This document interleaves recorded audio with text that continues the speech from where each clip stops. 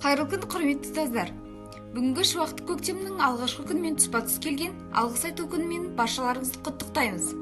Осы айтулы күнді пайдалана отырып, әлеуметтік жұмыс мамандығының 3-ші курс студенттері атынан бізді білім нарымен сусындатып, білікті маман болып шығуымызға үлесін қосып жатқан ұстаздарымызға алғыс білдіреміз.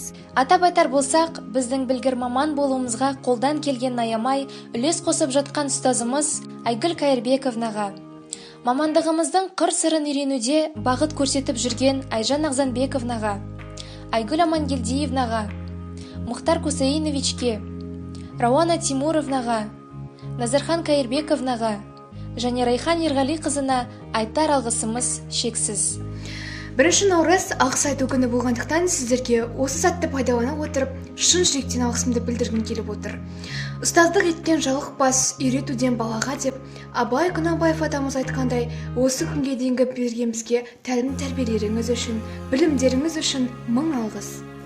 Білім ордасының жүрегі, бала жанның бағбаны демекші, Қарағанды болашақ жоғарғы колледжін, әлеуметтік жұмыс және құқықтану кафедрасының ұстаздарына барлығы үшін алғысымды білдіремін. Ұстаздық еткен жалықпас үйретуден балаға демекші, алдыңыздағы әрбір шәкіртке білім нәрімен сусындатып, білім шыңына шығуға жәрдемдескендеріңіз үшін мың алғысымды білдіремін. Білімнің шыңына шыққан әрбір баланың жетістігі сіздердің арқаларыңыз. Құрметті мұғалімдер, сіздерді 1 наурыз алғыс айту күнімен шын жүректен құттықтаймыз. Бізге тәлім тәрбие бергендеріңізге, білім бергендеріңізге мың алғыс.